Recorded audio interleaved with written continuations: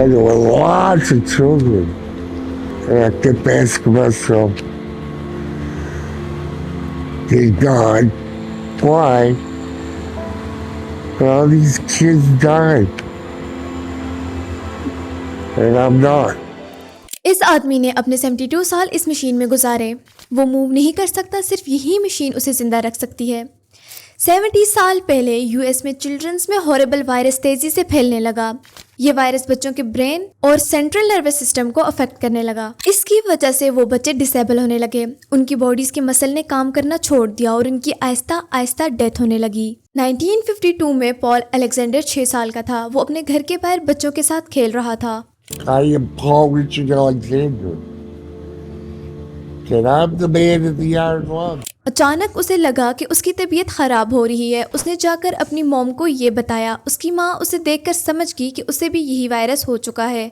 I start feeling bad and I ran up and I said, Mom, I don't feel good. Mom turned around and looked at me and she said, please God, not my son. इसके बाद उसे hospital में admit कर लिया गया। वहाँ उस जैसे कई और चिल्ड्रंस भी थे जिन्हें सैम वायरस हुआ था। इस वायरस का नाम पोलियो था। Polio is a horrible disease. I cannot move. Period.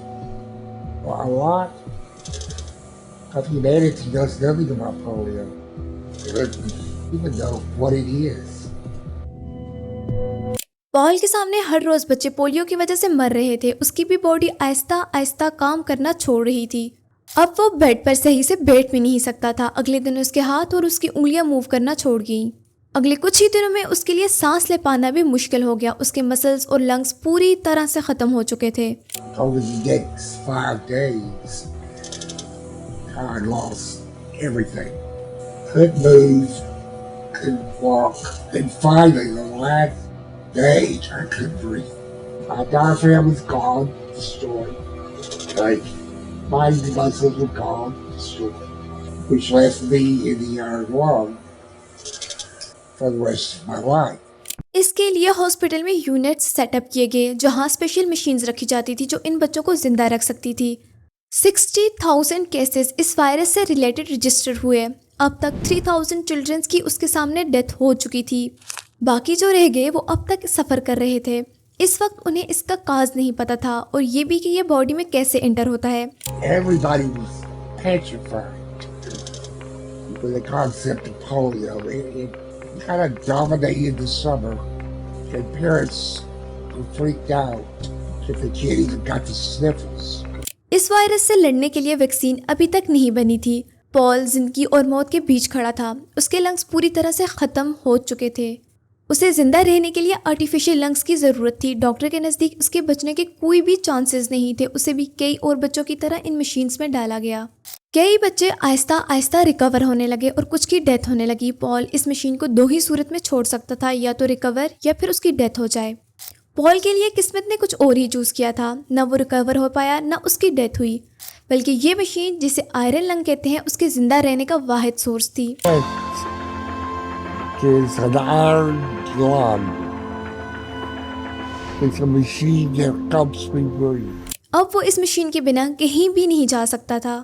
वो बच्चा जो कुछ दिन पहले ही एक नॉर्मल बच्चे की तरह खेल रहा था, अब उसे अपनी ज़िंदगी बचाने के लिए सारी ज़िंदगी इस मशीन में रहना पड़ेगा। It wasn't that I was locked up. It was to keep me alive. एक दिन उसके केयर टेकर ने उससे कहा कि अगर वो इस मशीन के बिना 3 मिनट तक सांस लेगा तो वो उसे पपी गिफ्ट करेगी। अगले कुछ वीक्स मंथ्स वो ये प्रैक्टिस करता रहा और फाइनली उसने बिना मशीन के 3 मिनट तक सांस लिया। Caretaker told me that if I could breathe for 3 minutes on my own out of the lung, he would give me a puppy. Paul की केयर टेकर ने अपना प्रॉमिस पूरा किया और उसे पपी ला के दिया। पॉल उस दिन बहुत खुश था। I remember that day, the day I could breathe for 3 minutes, and I got that puppy. इसके बाद पॉल ने कई घंटों तक आयरन लंग के बगैर सांस लेना सीखा। अब वो कहीं भी जाने के लिए फ्री था। I could breathe for many hours without the iron lung. It's called frog breathing. Yeah, this is the machine. You can see the machine have stopped working for him. You can see how he gaps in. Frog breathing is taking a gulp of air and swallowing that air down into your lungs. वो कई airplanes में घूमा, hotel में ठहरा, वो जो जगह घूमना चाहता था वो कुछ घंटों के लिए घूम सकता था। But I finally learned to breathe out of the lung on my own. I was unstoppable. I went everywhere in my wheelchair. I went on many airplanes. I stayed in hotels. I even traveled to Mexico. When I went to Mexico, I had my iron lung delivered there. पूरा दिन वो अपना काम करता और रात के वक्त वो दोबारा आयरन लंग में चला जाता। इसकी लाइफ इतनी आसान नहीं थी, उसे हर रोज न्यू चैलेंजेस का सामना करना पड़ता। My parents taught me to use my intelligence and my energy to be productive. I have never thought of myself as a cripple. That's the word I choose to use because I think it covers the ground of most people's perceptions. I'm not disabled. I'm not handicapped. And I'm not limited. I'm crippled. At least in most people's minds, except mine. I've experienced everything in life that you have and more. I'm Paul Alexander. School जाने के लिए 2 साल तक वो school के deans को call करता लेकिन उसे कोई भी जवाब नहीं मिलता। आखिरकार इतनी कॉल्स के बाद उसे एक स्कूल से रिप्लाई आ गया। उन्होंने एडमिशन के लिए पॉल के सामने 2 कंडीशंस रखी। एक ये कि वो क्लास में आने और ले जाने के लिए अपना पर्सनल केयर टेकर साथ लाएगा और दूसरा वो वैक्सीनेशन करवाएगा। पॉल को वैक्सीनेशन की कोई भी ज़रूरत नहीं थी लेकिन फिर भी उसने उसकी शर्त मानी। 1967 में पॉल स्कूल से ग्रेजुएट हुआ। पॉल यही नहीं रुका बल्कि वो 2 यूनिवर्सिटीज़ गया और वहाँ से उसने 2 डिग्रीज़ लीं। अपना आयरन लंग वो डॉर्म रूम में रखता और क्लास के लिए जाता, वापस आकर बाकी टाइम वो इसमें गुजारता। I can keep my mouth free, which is what I use to write, to talk on the phone, and to make a living. उसके पेरेंट्स उसकी यूनिवर्सिटी जाने के अगेंस्ट थे लेकिन फिर भी उसने हार नहीं मानी। फाइनली इतनी स्ट्रगल और हार्डशिप्स के बाद उसने अपना ड्रीम पूरा कर दिया। पॉल लॉयर बना। I was a damn good lawyer. I would fight cases for people in court all day long.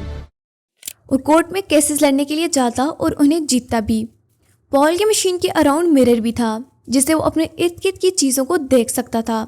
It's a negative pressure machine. It helps him to breathe. This is what pushes the air in and it raises the ribs up and down.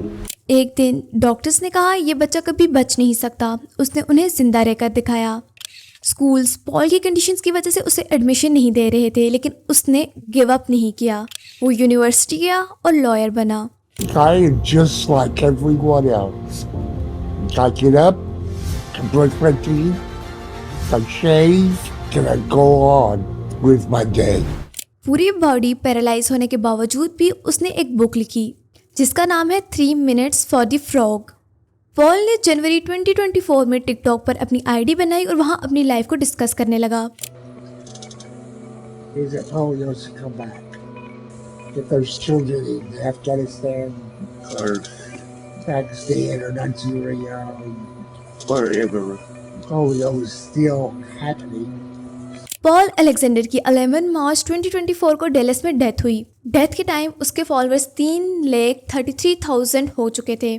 Paul इस planet पर इस machine को use करने वाला आखिरी इंसान था।